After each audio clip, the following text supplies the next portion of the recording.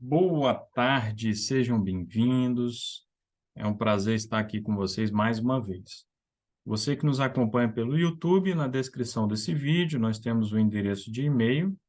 Caso queira entrar em contato conosco, participar da nossa sala Zoom, basta então enviar o seu número de telefone e nós lhe incluiremos em nosso grupo de WhatsApp. Então você poderá receber os convites e ingressar então todos os sábados no nosso estudo aqui online.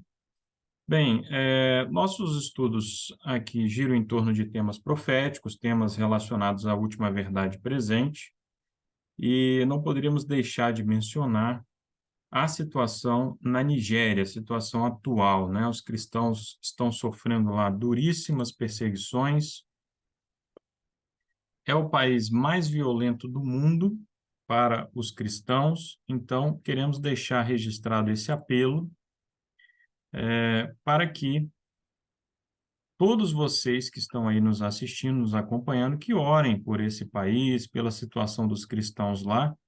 E gostaríamos de indicar aqui o site da organização Portas Abertas, uma organização que apoia cristãos perseguidos no mundo inteiro, né? Então, aqui no campo de busca, se vocês pesquisarem ali Nigéria, irão ver ali várias notícias relacionadas ali à perseguição. Podem também fazer uma pesquisa pela lista mundial da perseguição. A Nigéria aqui está na 6ª posição, mas em termos de violência propriamente dita, é o país mais violento do mundo contra cristãos, né? O país que mais mata cristãos, destrói igrejas, sequestra. Então, desde já, deixamos aí esse pedido de oração.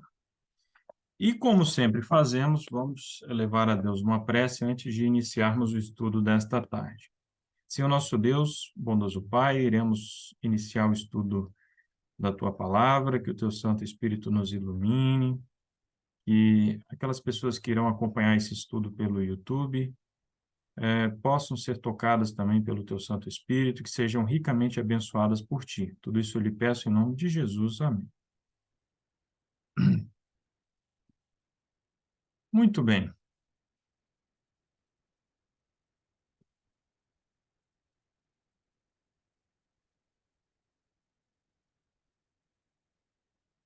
Bem, nós temos estudado aí o livro Apocalipse 13, estamos finalizando a parte 2, né? Eu creio que eu havia dito na semana passada que iríamos finalizar na semana passada, mas não. Hoje sim que nós iremos finalizar com os capítulos 14 a 15, né? Sobre os católicos na história norte-americana, isso desde a fundação ali dos Estados Unidos da América, desde a Declaração de Independência em 1776, até os dias atuais, até o ano de 2023, né? Lembrando que temos estudado o livro do Apocalipse, e aqui nós temos a estrutura do livro, uma estrutura em quiasma, né? Estamos estudando o capítulo 13, que se encontra nessa parte central aqui, que trata do grande conflito entre Cristo e Satanás. Mas como texto aí de meditação, hoje eu selecionei um texto do capítulo 3, verso 11, e temos ali: Eis que em breve eu venho, retém o que tu tens, para que nenhum homem tome tua coroa, né? E por que eu escolhi esse texto? Bem, já tivemos a oportunidade de estudar de forma panorâmica aí a história dos Estados Unidos da América, colonização, e vimos que Deus sempre teve ali elevados propósitos, né? E planos para a nação americana, né? Na verdade, para toda a humanidade, mas os seres humanos se desviaram do plano da redenção, e por isso que nós temos um mundo de pecado, de miséria, de dor, né? Mas, pelo espírito de profecia, pelos escritos de Ellen White, nós podemos ver claramente que a nação americana deveria ser uma nação de liberdade, esse era o plano, né? Para que os protestantes, especialmente, que sofriam perseguição na Europa, encontrassem um lugar de paz, um lugar de refúgio na América do Norte. Bem, e desde o início da colonização, nós vimos, e eu indico àqueles que estão chegando agora, que estão acompanhando esse vídeo aqui no YouTube, que assistam os vídeos anteriores. Nós temos aqui a nossa playlist, então vale a pena assistir esse estudo desde o início. Nós vimos lá que, desde o início, houve intolerância religiosa nas 13 colônias, ao contrário do que alguns imaginam, né? Porque a colonização foi feita essencialmente por puritanos, né? Os calvinistas ingleses, assim eles eram conhecidos como puritanos, e eles queriam liberdade religiosa para eles, mas perseguiam quem pensava diferente. Então, batistas, quáquers, pessoas que foram acusadas de bruxaria e tantos outros foram perseguidos e perseguidos ferozmente. Puritanos, que eram considerados maus guardadores do domingo ou de outras regras e fundamentos da religião puritana, foram perseguidos e essa é uma marca registrada na história colonial americana. Bem, por ocasião ali da independência da nação, né, no ano 1776, então começa a Guerra de Independência, né? E, e essa guerra vai durar até 1783, né? Então, o que nós vamos ver aqui é desse momento histórico para frente, tá certo? Quando surgem os Estados Unidos da América enquanto nação independente.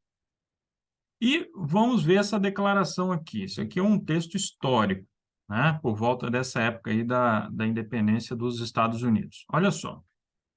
É um texto, é uma declaração que foi emitida por um desses estados aqui, né, da costa leste, que foram os primeiros estados americanos, né? Os Estados Unidos da América começaram aqui, né, com esses estados que vão da Geórgia até Massachusetts, aqui mais ao norte. Depois os Estados Unidos, ali no final do século XVIII, e principalmente ao longo do século XIX, que se expandiram em direção ao oeste e se tornaram essa nação continental que são hoje, né? Mas vejam, temos aqui essa declaração. Sendo que o ato de forçar a consciência em assuntos de religião tem frequentemente se demonstrado ser de consequências perigosas nas comunidades onde tem sido praticado, seja, portanto, ordenado e promulgado que nenhuma pessoa dentro desta província que professe crer em Jesus Cristo será daqui por diante perturbada, molestada ou envergonhada de qualquer forma por sua religião ou a respeito dela, nem em seu livre exercício da mesma dentro desta província. Ok? E aí, a pergunta que fica, que província, que estado é esse, né? Eles estavam ali na transição, né? Deixando de ser uma colônia para finalmente, né, após a vitória na Guerra de Independência, surgirem ali os estados, os vários estados que compõem os Estados Unidos. Nós estamos falando aqui de Maryland, né? A terra de Maria, né? Uma colônia, quando foi fundada, né, era uma colônia católica, majoritariamente católica, né? Ora, essa declaração que acabamos de ler não parece condizer com o espírito católico, pelo menos até o Concílio Vaticano II, que nós já estudamos aqui, né? Lá no Concílio Vaticano II, a Igreja Católica, sim, começou a falar um pouco mais em liberdade religiosa, mas ainda assim com certas ressalvas que são bastante perigosas e por isso nós recomendamos que vocês assistam os vídeos anteriores para entenderem. Bem, mas parece destoar, né, do contexto do espírito católico ali do século XVIII, certo? E aqui nós temos o John Carroll, né, o primeiro bispo católico norte-americano, e indo ali na linha dessa declaração que nós acabamos de ler, ele diz o seguinte: tenho observado que quando os ministros religiosos deixam os deveres de sua profissão para tomar parte ativa em assuntos políticos, geralmente caem em desprezo, né? Ora, não parece, mais uma vez, nada a ver com o espírito do catolicismo, certo? Logo, a Igreja Católica, né, que tanto interferiu nos templos, né, além de interferir na lei, e eu já comentei algumas vezes aqui também sobre o que seria isso, né, lá Daniel, quando fala e cuidaria em mudar os tempos e a lei, né, interferência nos poderes políticos, né? Porque é Deus que muda os tempos e as estações. Então, por que o bispo deu essa declaração e por que Maryland, sendo um estado majoritariamente católico, acabou, então, indo por esse lado aí? Bem, acontece o seguinte, quando os Estados Unidos surgiram, né, ali enquanto nação independente, né, e por um tempo depois ainda, né, os católicos constituíam apenas cerca de 1% da população total aqui desse território, né? Então, meramente 1%, certo? E o que que acontece então? Muitos norte-americanos, né, nutriam preconceito em relação aos católicos porque eles haviam sido vítimas, ou os pais deles, os avós, enfim, haviam sido vítimas de perseguição na Europa, né? E a Igreja Católica era uma das igrejas mais perseguidoras, não só a Igreja Católica, é importante lembrar, a Igreja Anglicana e outras igrejas mais, mas o catolicismo tinha ali séculos e séculos de perseguição religiosa, inquisição, enfim. Então existia essa resistência, esse preconceito contra os católicos, né? Então, nesse sentido, este homem que vocês estão vendo aqui ao lado, Lord Baltimore, né, que estabeleceu a colônia de Maryland em 1649 para ser um porto seguro para os católicos que estavam chegando ali à América do Norte, né, chegando às 13 colônias, e poderiam encontrar, então, em Maryland, um local seguro ali para exercerem a sua fé, né, sem a oposição, sem o preconceito, sem a hostilidade dos puritanos e de outros protestantes, né?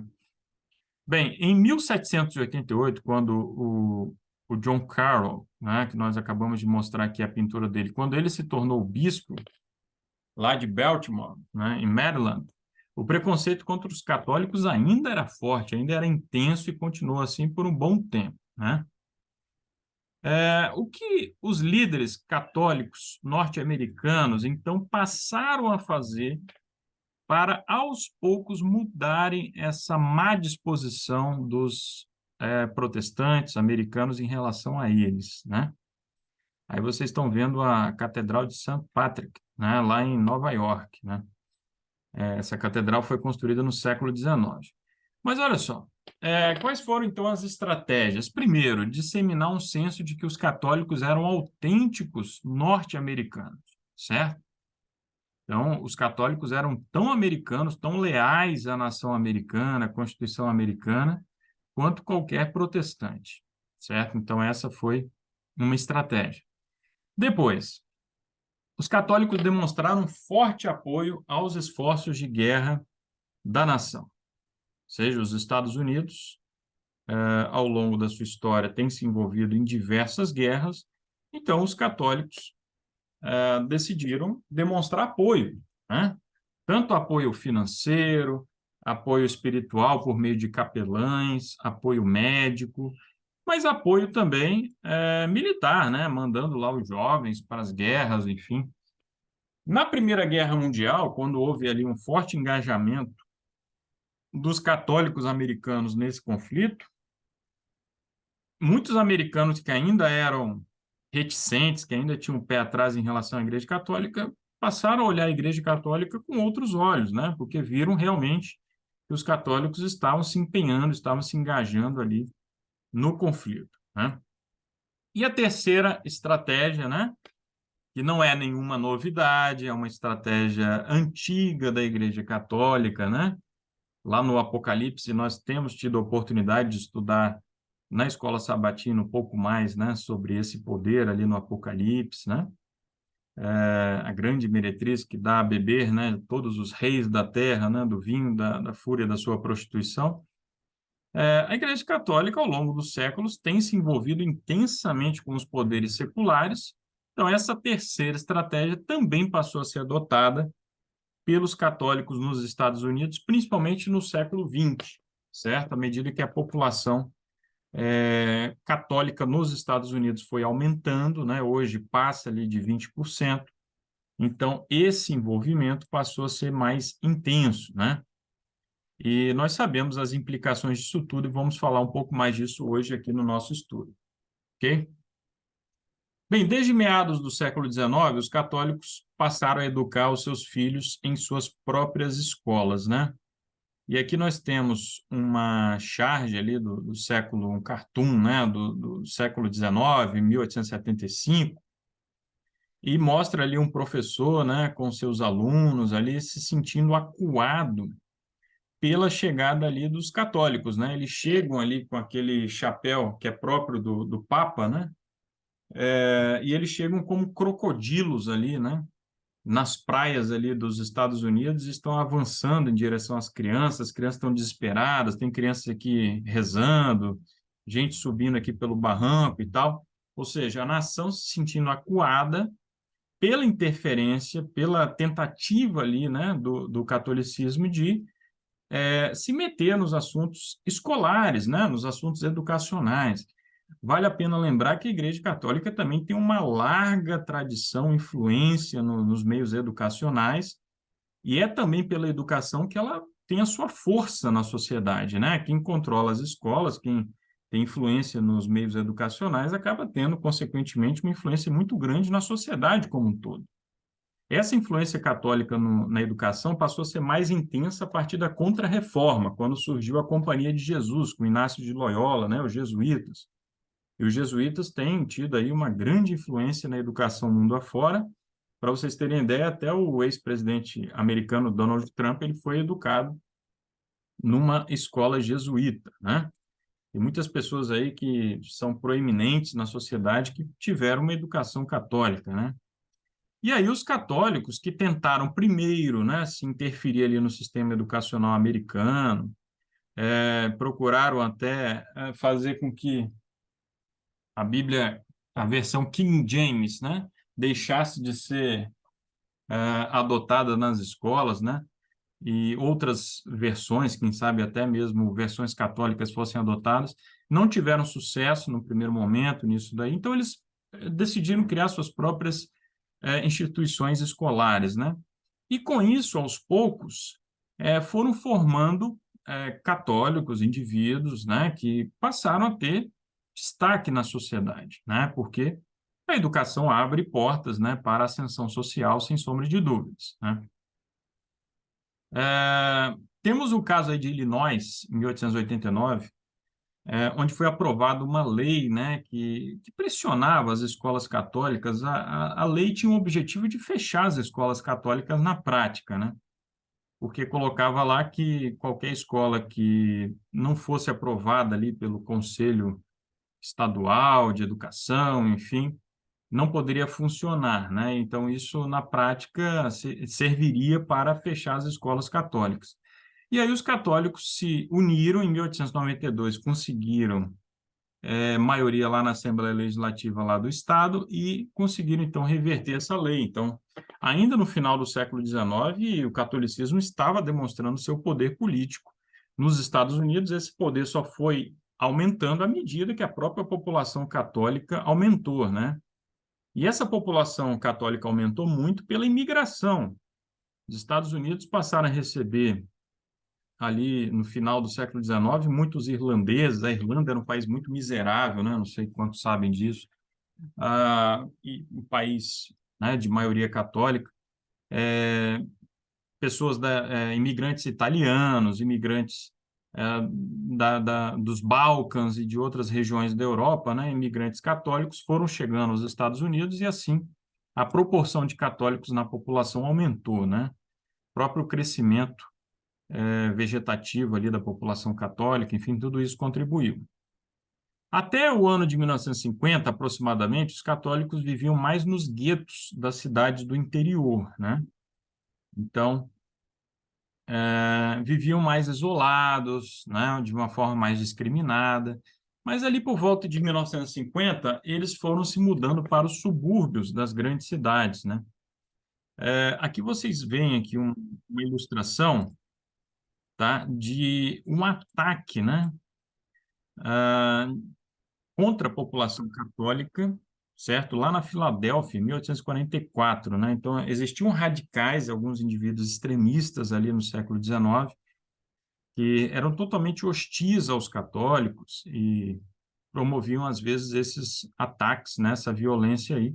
Mas, ao longo do século XX, isso foi se tornando extremamente residual, como eu falei, a disposição da população americana, né, como um todo, em relação aos católicos, foi mudando devido àquelas estratégias que eu acabei de mencionar, que foi adotada pelos católicos, né? Nessa época também, os católicos passaram a ter melhores profissões, foram convivendo com seus vizinhos protestantes, foram adotando aquela estratégia da boa vizinhança. Então, aos poucos, os preconceitos foram sendo quebrados e eles foram se integrando melhor à população, né? Bem, ali nos anos 1950, o presidente Eisenhower, né, o presidente republicano, foi eleito com apoio dos católicos. Os católicos apoiaram o Eisenhower, né, nas eleições de 1952 e 56, quando ele se reelegeu. E aqui nós vemos ele, né, se encontrando ali com o Papa João, o Papa João 23, né, que foi Papa entre 1958 e 63, que foi um Papa extraordinariamente popular nos Estados Unidos, né, foi muito popular. E então os políticos americanos começaram a perceber que não poderiam mais desprezar o eleitorado católico, precisavam ali se aproximar, demonstrar ali simpatia cada vez mais pelo eleitorado católico.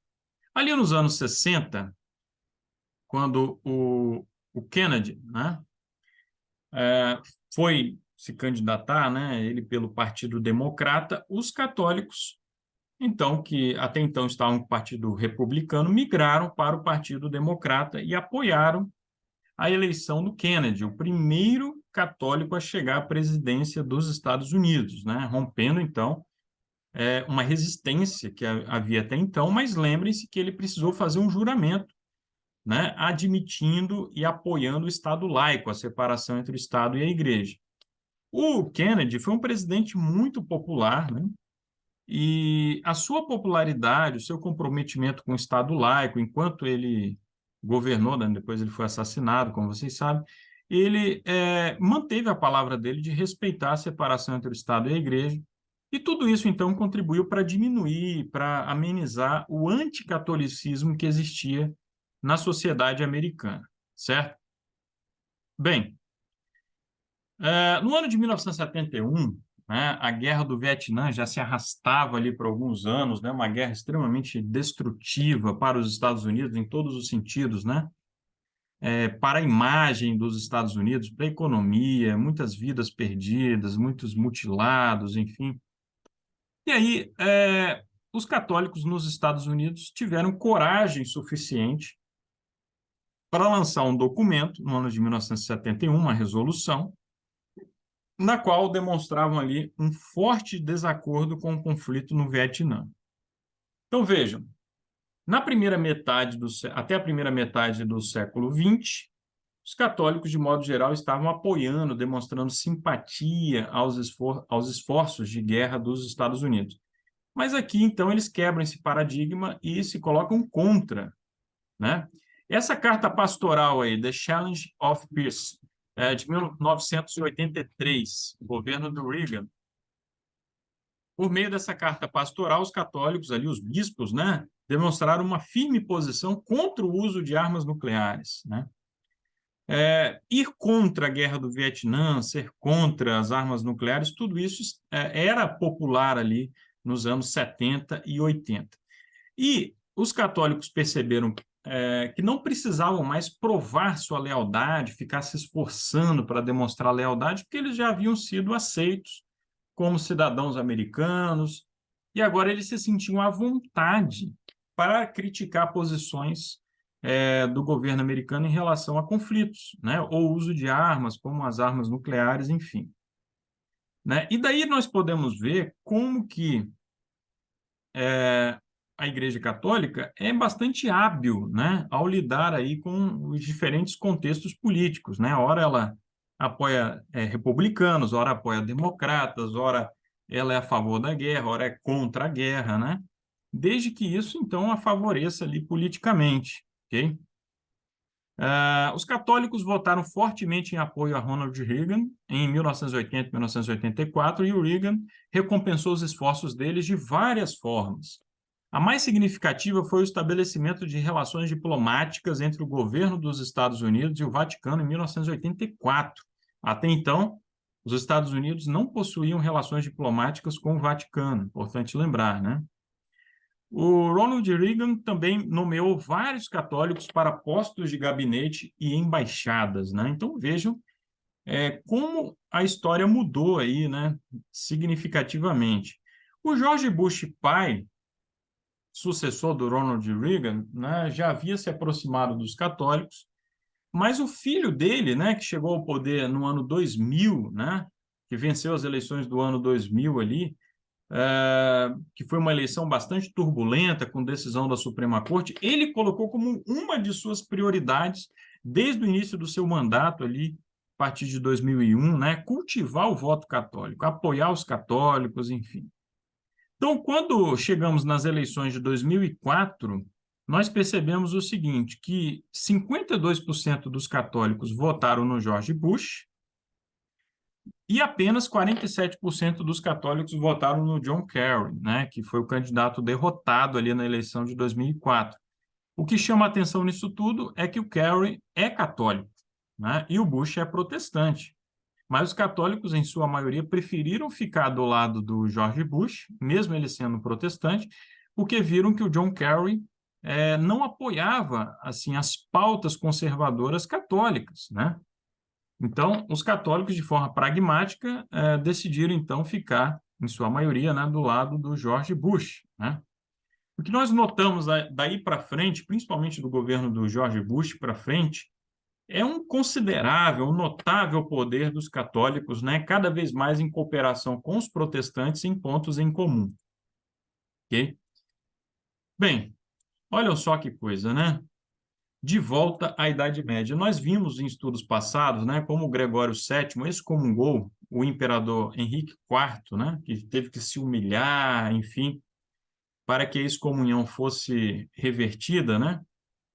E nós condenamos o ato do Papa como um exercício arbitrário do poder espiritual com uma finalidade política, né? Tendo um objetivo político, e nós condenamos isso, né? Mas algo muito parecido tem acontecido nos Estados Unidos, e o livro cita vários exemplos, nós não vamos nos demorar nisso aqui, de como legisladores, administradores, até mesmo juízes têm sido pressionados, né, pela Igreja Católica e até mesmo coagidos, né, a tomarem decisões que vão ali na linha dos interesses católicos, né? E aí o autor, Mervyn Moore, destaca o seguinte: é totalmente inapropriado para uma corporação religiosa controlar os seus membros que estão em cargos políticos pela censura, negação dos sacramentos, né, como a Eucaristia, como os católicos consideram ali, chamam, né, ou excomunhão desses membros que falam e votam de maneira contrária ao ensino da Igreja. Então, o que a Igreja faz, a Igreja Católica faz, é usar esse poder que ela tem, né, entre aspas, para intimidar legisladores para que eles sempre votem do lado dela e não de acordo com a sua própria consciência, né? À medida que continua a aumentar a porcentagem da população católica norte-americana, o que inevitavelmente irá acontecer, que tipo de pressão os líderes católicos poderão exercer sobre a política da nação e seus políticos no futuro? E até que ponto os futuros juízes da Suprema Corte interpretarão a Constituição dos Estados Unidos em harmonia com os princípios católicos de moralidade da relação Igreja-Estado católicos, em vez de com os princípios de separação entre essas duas instituições? Né? Então, a gente faz essa pergunta e nós já temos a resposta, né? O livro foi publicado em 2007, o autor morreu há alguns anos, mas nós já temos essa resposta. Então, vejam só, o governo aí do Donald Trump, né? O Donald Trump, que se diz protestante, né? Mas estava aí no último ano do seu mandato ali, né? O ano de 2020, rezando com sua esposa no Santuário Nacional de São Paulo II. São Paulo II é o Papa João Paulo II, né, que foi canonizado, também foi um papa extremamente popular nos Estados Unidos, E o Donald Trump foi, né, nesse santuário aí católico, ali rezar junto com a esposa dele, né? Ainda que nesse mesmo dia, dia 2 de junho de 2020, ele tenha assinado uma ordem executiva para promover a liberdade religiosa internacional, né? O Donald Trump em si não tomou nenhuma medida que ferisse a liberdade religiosa, a união entre o Estado e a Igreja, porém ele deixou ali um precedente ali delicado, né, em algumas de suas decisões ali, a linha do seu governo. Por exemplo, a composição da corte, né? Ele indicou ali 2 juízes para a Suprema Corte americana, assim como George Bush, o filho, havia indicado 2 juízes também, né? E repetindo ali, né, nós temos ali o Breyer e a Kagan, que são judeus, né? Sotomayor, o Thomas, Roberts, o Alito, Kavanaugh e a Barrett são católicos. Então, é uma corte esmagadoramente católica, né? O Gorsuch, esse daqui, né, que foi também indicado pelo Donald Trump, ele foi criado como católico, mas frequenta atualmente a Igreja Episcopal, né? Então, é uma corte esmagadoramente católica, né? Seu poder político, o poder político da Igreja Católica, hoje é enorme. E ela está usando esse poder para desafiar o sistema político norte-americano como nunca antes, né? Então, aí nós temos aí uma Suprema Corte, né? Dominada, né, por católicos, católicos que devem, antes de tudo, lealdade à Igreja, ao papado, né? Atualmente estamos aí no governo do Joe Biden, né, que se apoia na fé católica para tentar unir os Estados Unidos, porém é um presidente, né, senil, um presidente que tem ali muitas limitações e tem adotado uma linha progressista, como nós falamos no estudo passado, vale a pena conferir isso lá, né? Quando o protestantismo estendeu os braços através do abismo, a fim de dar uma das mãos ao poder romano e a outra ao espiritismo, quando, por influência dessa tríplice aliança, os Estados Unidos foram induzidos a repudiar todos os princípios de sua Constituição e adotar medidas para a propagação dos erros e falsidades do papado, podemos saber que é chegado o tempo das operações maravilhosas de Satanás e que o fim está próximo. Testemunhos Seletos, volume 2, página 151. Né? Então, chegamos à grande pergunta do livro, inclusive é o título do livro no original em inglês, né? Isso poderia realmente acontecer, né? Os protestantes da direita cristã agora concordam com os católicos sobre várias questões-chave no que diz respeito à moralidade e à relação entre igreja e Estado. Então, os protestantes da direita cristã, que nós já falamos em estudos anteriores, né, uma direita aguerrida, militante, né, esses protestantes estão unidos aos católicos, né, em pontos em comum, né? Será que o domingo é um desses pontos em comum? Certamente, né? Não é demais dizer que, quando eles se unirem em determinada questão, os católicos e os protestantes da direita cristã terão influência para eleger a um cargo qualquer pessoa que desejarem e de promulgar qualquer legislação que quiserem, certo? Então, aí estamos, né? Neste ponto, nós estamos da história, essa influência que o catolicismo tem nos Estados Unidos hoje, e isso é o que aparece para nós, né? Fora aquilo que está nos bastidores, aquilo que é acordado apenas entre presidentes e papas, reuniões secretas ali a sós, né? Coisas que não vêm a público. Então, o momento é de preparação, é de muita firmeza na palavra de Deus, né? Porque o fim se aproxima. Tá certo? Meus irmãos, alguma consideração, alguma pergunta? Perfeito. Bem, irmãos, lembrando que no próximo sábado, né, devido a um compromisso missionário que eu e Gisele teremos, nós não teremos o nosso estudo. Vamos começar a terceira e última parte do livro no outro sábado, né? Hoje é dia 17, então sábado que vem, dia 24, não teremos o estudo. Dia 1º de julho, então nós avançaremos com o estudo da terceira parte, terceira e última parte do livro Apocalipse 13, certo? Hernani, pode fazer uma breve oração para encerrarmos o estudo? Claro, oremos. Querido Deus, bondoso Pai que estás nos céus, nós o agradecemos por mais um santo dia de sábado, por mais uma oportunidade de estudarmos a tua palavra, entendermos o cenário ao qual estamos inseridos e podermos buscar forças em ti para cada dia mais estarmos próximos de ti, nos preparando para a tua breve volta. Amém, Senhor. Queremos pedir que o Senhor possa abençoar todos aqueles que tiverem contato com esse estudo, que o teu Santo Espírito possa lhes abrir a mente para que eles possam entender todo o teu amor e todo o teu plano de salvação que o Senhor tem para cada um de nós, mesmo neste mundo de pecado, onde Satanás está furioso contra o teu povo. Amém, Nós te Senhor. pedimos e agradecemos em nome de Jesus. Amém. Amém.